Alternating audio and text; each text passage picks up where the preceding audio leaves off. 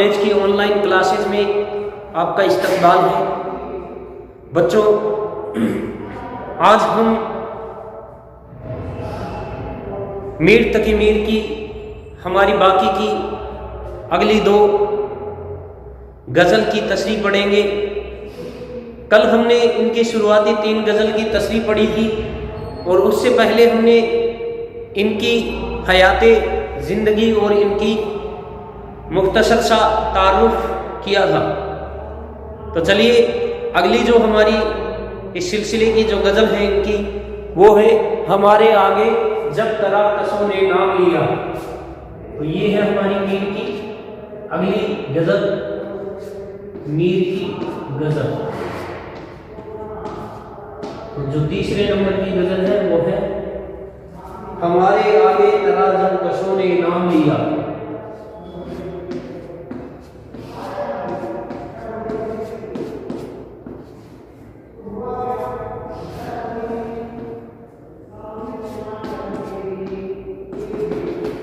یہ ہے ہماری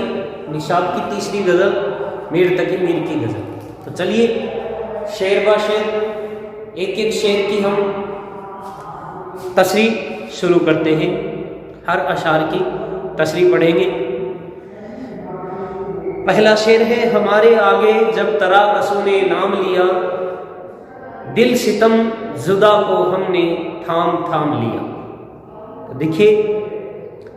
لکھتے ہیں شاعر یہاں اپنے محبوب سے اپنی محبت کا اظہار کر رہے ہیں اور کہہ رہے ہیں کہ اگرچہ تم ہمارے دل پر طرح طرح کے ظلم کیے ہیں، یعنی یہ اپنے محبوب کی طرف سے ان کے ظلم کا شکار ہیں، اور پھر بھی یہ ان سے محبت رکھتے ہیں اور اپنی محبت کا اظہار کچھ اس انداز میں کر رہے ہیں کہ آپ نے ہم پر مانا کہ طرح طرح کے ظلم ستم کیے ہیں، لیکن وہ تمام ہم نے محبت کی وجہ سے سہے، یعنی وہ تمام سہنے کی جو طاقت تھی وہ ہم میں تمہاری محبت کی وجہ سے تھی، جو ہمارے پاس ایک طاقت کے شکل میں موجود تھی، ہمارے پاس وہ طاقت تھی، اسی لیے ہم تمہارے ان ظلم ان ستم کو سہ گئے۔ اب بھی ہم کو تم سے محبت ہے، اور جب کوئی ہمارے سامنے تمہارا ذکر کرتا ہے تو ہم کو تکلیف ہوتی ہے اور اپنا دل تھام لیتے ہیں۔ یعنی بیان کر رہے ہیں، کہہ رہے ہیں کہ ہم نے وہ سب تیری محبت کی وجہ سے سہا، اور اب بھی ہم تم سے اتنی ہی محبت کرتے ہیں، اور اپنی محبت کا جو اپنی محبت کی جو یہ جو قوت بتا رہے ہیں، طاقت بتا رہے ہیں، اور اس کی جو انتہا ہے وہ اتنی زیادہ ہے، وہ اتنے بے انتہا اس سے محبت کرتے ہیں اپنے محبوب سے کہ جب کوئی دوسرا ان کے آگے ان کے محبوب کا نام لیتا ہے تو وہ اپنے دل کو تھام لیتے ہیں اور انہیں بڑا غصہ رشک آتا ہے۔ اگلا شعر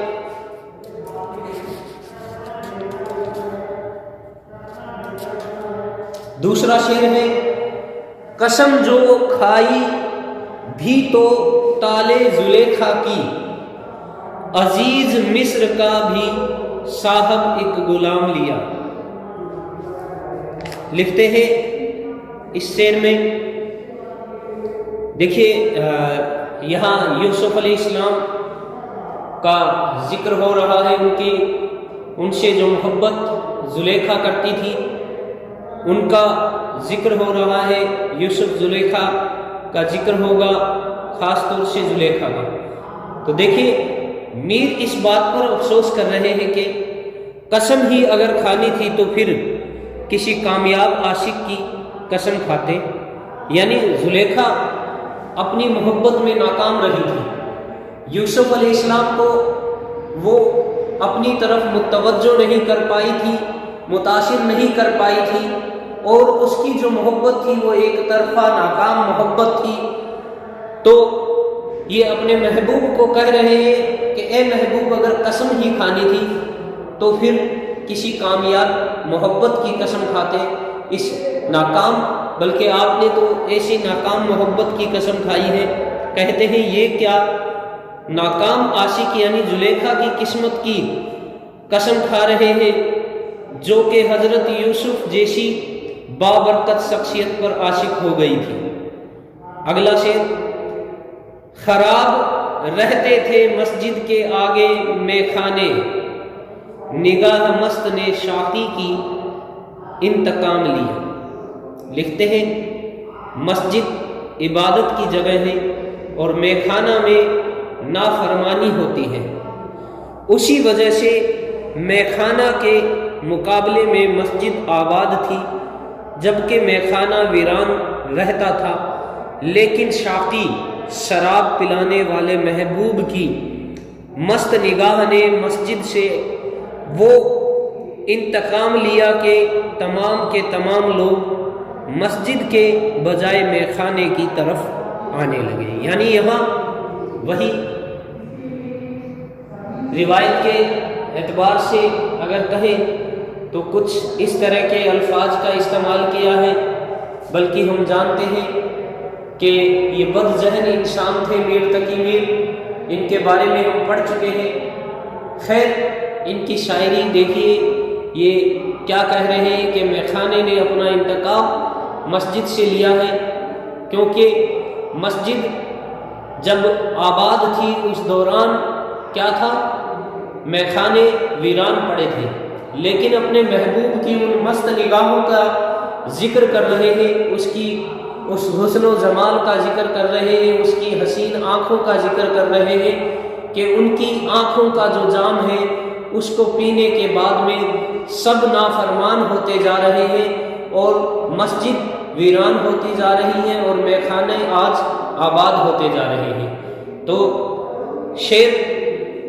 اگلا شعر شروع کرتے ہیں، وہ کچھ روش نہ ملا راستی میں مجھ سے کبھی، نہ سیدھی طرح ان نے میرا سلام لیا۔ محبوب کی سختی اور مزاج کی شکایت کر رہے ہیں کہ ہم تو ان پر اپنی جان چھڑکتے ہیں، لیکن وہ ہے کہ کبھی سیدھے منہ بات ہی نہیں کرتے، ہمیشہ کھینچے کھینچے سے رہتے ہیں اور نہ ہی کبھی انہوں نے ہمارے سلام کا سیدھے طریقے سے جواب دیا، بلکہ رسمی طور پر جواب دے کر خاموش ہو جاتے ہیں، یعنی دور کا سلام کر کے جا رہے ہیں۔ شاعر نے اپنے محبوب کی کچھ روی کا بیان کیا ہے اور اس کی سختی، اس کے مزاج کی شکایت کر رہے ہیں کہ ہم ان کو سلام محبت سے کرتے ہیں اور وہ ہم سے نفرت کرتے ہیں، اور اس مزاج سے، اس انداز میں مطلب سلام کا جواب دیتے ہیں، بلکہ جواب دے کر بالکل سے چپ ہو جاتے ہیں، جیسے کوئی تیسرا شخص ہو جو ہم سے بالکل انجان ہو اور اس سے ہم نے سلام کیا ہو، یعنی چپ ہو جاتے ہیں۔ ایسی کچھ روی ہم سے صحیح نہیں جا رہی ہے، اس کی یہ مزاج، اس کی یہ سختی ہم برداشت نہیں کر پا رہے ہیں، ہمارے اوپر سے جا رہی ہے۔ ان کی یہ سختی اور ان کی یہ کچھ روی جو ہے وہ ہمیں دھیرے دھیرے برباد کرتی جا رہی ہے۔ اگلا شعر، مزہ دکھا دیں گے بے رحمی کا تیری شیاد، اگر اضطراب اشیر نے زیر دام لیا۔ میر اپنے محبوب کو خبردار کر رہے ہیں کہ ہم خود اپنی مرضی سے تیری محبت کے جال میں آئے ہیں، اور تو اس کا مطلب یہ نہیں کہ تو بے رحمی سے پیش آئے، لیکن اگر ہم اس اسیری کے اضطراب سے آزاد ہو گئے تو پھر ہم بھی تجھ کو احساس کرا دیں گے کہ ہم کیا چیز ہیں۔ یعنی یہاں یہ اپنے محبوب کو دھمکا دے رہے ہیں، اس کو خبردار کر رہے ہیں، بتا رہے ہیں کہ تو یہ مت سمجھ کہ تیری حسین حسن کو دیکھ کر ہم تیرے جال میں پھنسے ہوئے ہیں، یا تو نے ہمیں اپنے جال میں پھنسایا ہے، بلکہ تیری جو سمجھ ہے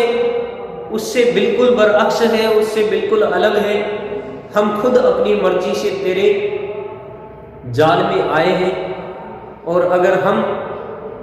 اس عشیری اضطراب یعنی جس تیرے محبت کا جو ہمارا دریا ہے اس میں جو ہم پھنسے ہوئے ہیں، اس سے اگر ہم آزاد ہو گئے، اس سے اگر ہم باہر آ گئے، تو پھر تجھے ہم دکھا دیں گے کہ ہم کیا چیز ہیں۔ اگلا شعر،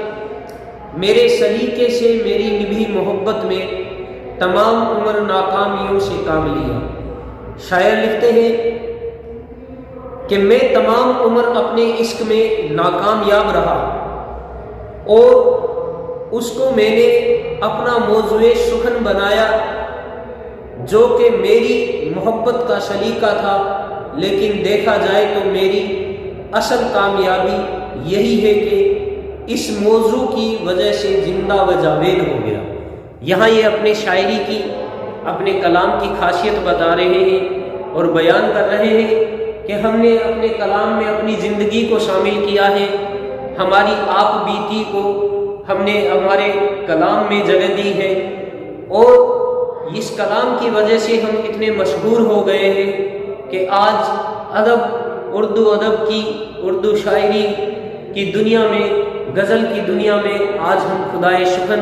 شہنشاہ اردو غزل کے نام سے جانے جاتے ہیں۔ آج ہم ہمیشہ کے لیے زندہ جاوید ہو گئے ہیں۔ اگلا شعر، پہ میرے شور نے روئے زمیں تمام، لکھا ہے شعر، اگرچہ گوسا گجی ہوں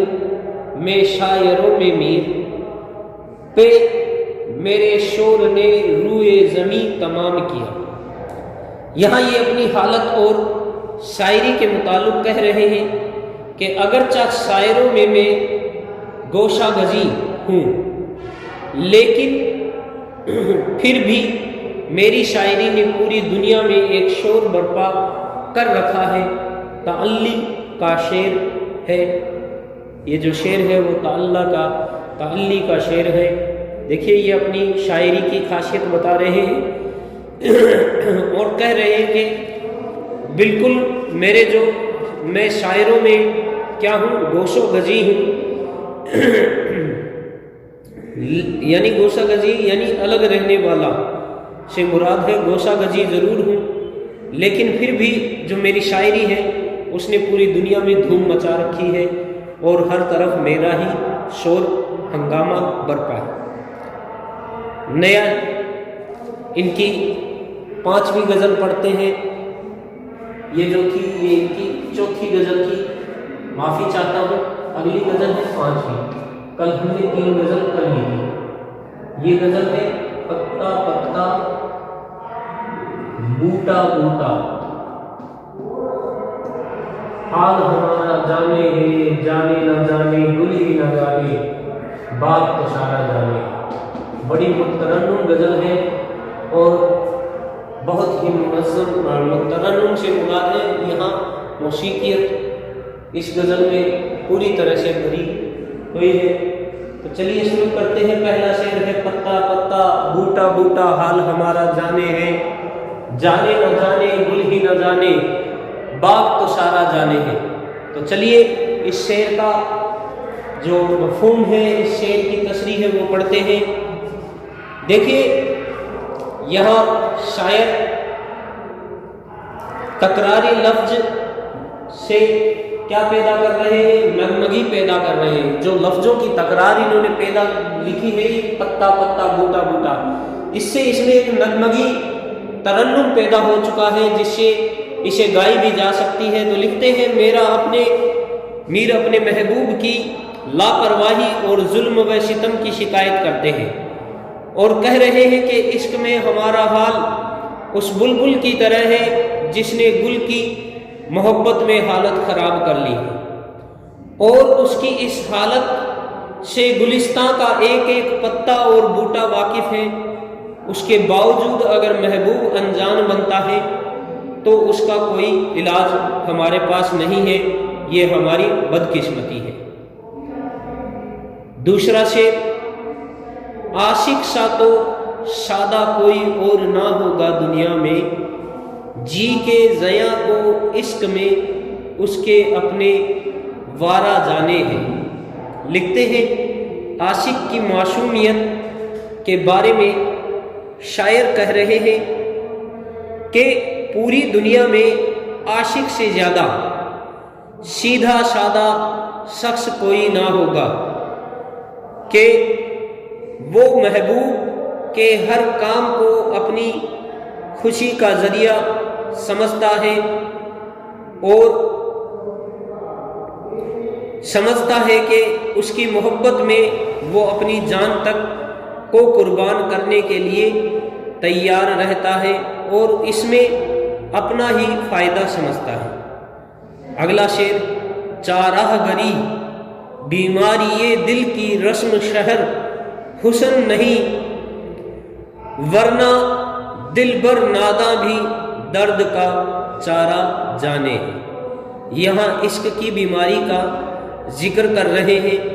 اور اپنی بیماری دل کے بارے میں کہہ رہے ہیں کہ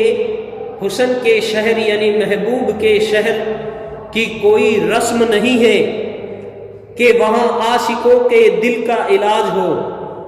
ورنہ ہمارا محبوب اس درد کا علاج جانتا ہے جو کہ انجان بنا ہوا ہے، لیکن رسم نہیں ہے اس لیے وہ اس سے دور ہے۔ یعنی یہاں اپنے محبوب کے انجان پنے کی چرچا کر رہے ہیں، ذکر کر رہے ہیں اور کہہ رہے ہیں کہ ہمارا محبوب ہماری محبت سے انجان بنا ہوا ہے، تجاہل بنا ہوا ہے، وہ اچھی طرح سے جانتا ہے کہ ہماری جو بیماری دل ہے اس کا علاج کیا ہے، لیکن ایسا کوئی چلن، ایسا کوئی رواج ہمارے محبوب کے شہر میں نہیں ہے کہ علاج کیا جائے، ورنہ وہ ہمارا علاج ضرور کرنا جانتا ہے۔ اگلا شعر ہے، مہر و وفا و لطف، لکھتے ہیں مہر و وفا و لطف و عنایت ایک سے واقف ان میں نہیں، اور تو سب کچھ طنز و کنائے رمز و اشارہ جانے ہیں۔ شاعر محبوب کی پھر بے رخی کا اظہار کر رہے ہیں، اس کی شکایت کر رہے ہیں اور کہہ رہے ہیں کہ وہ اتنا سنگ دل یعنی پتھر دل ہے کہ وفاداری، مہربانی اور لطف و کرم میں سے کسی کا بھی مطلب نہیں سمجھتا۔ یعنی وہ اتنا پتھر دل ہے کہ اسے وفاداری، مہربانی، لطف، کرم ان سب چیزوں سے ناواقف ہے، ان کا مطلب نہیں سمجھتا ہے، وہ تو صرف طعنہ و طنز سے چڑھانا ہی جانتا ہے کہ وہ ان کاموں کے ذریعے ہی سے اپنے محبوب کو جلاتا ہے۔ اگلا شعر،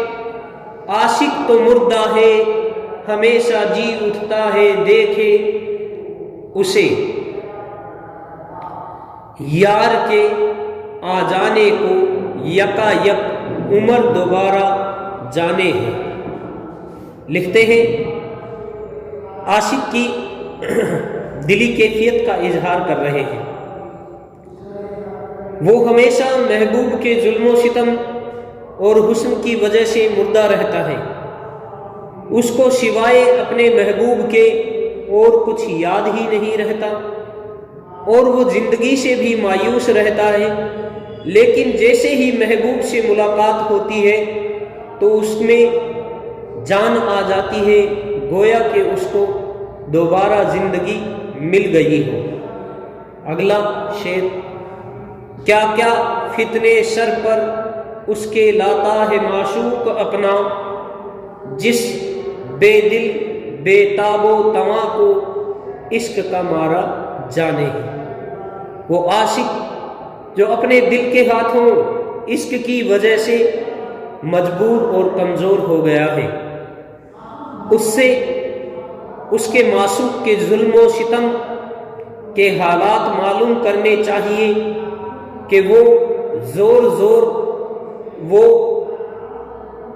ہمیشہ نئے نئے طریقے ڈھونڈ کر لاتا ہے تاکہ عاشق کو اپنے ظلم و ستم کا نشانہ بنایا جا سکے۔ آخری شعر ان کی غزل کا آخری شعر ہے: نشانہ خوں ہے اپنا کتنا میر بھی نادان تلخی کش، دمدار آب تیغ کو اس کے آب گوارا جانے ہے۔ یہاں میر اپنے مزاج کے بارے میں کہہ رہے ہیں کہ میر کتنا نادان ہے، وہ محبوب کی ہر تلخی کو برداشت کر رہا ہے اور اپنے خون کا اتنا پیاسا ہے کہ محبوب کی تلوار کی دھار کو بھی باخوشی قبول کر رہا ہے، یعنی قتل ہونے کے لیے تیار ہے۔ شاعر یہاں اپنی غزل کے ذریعے اپنے محبوب کے ظلم و ستم، اپنے محبوب کی بے رخی، کچھ روی،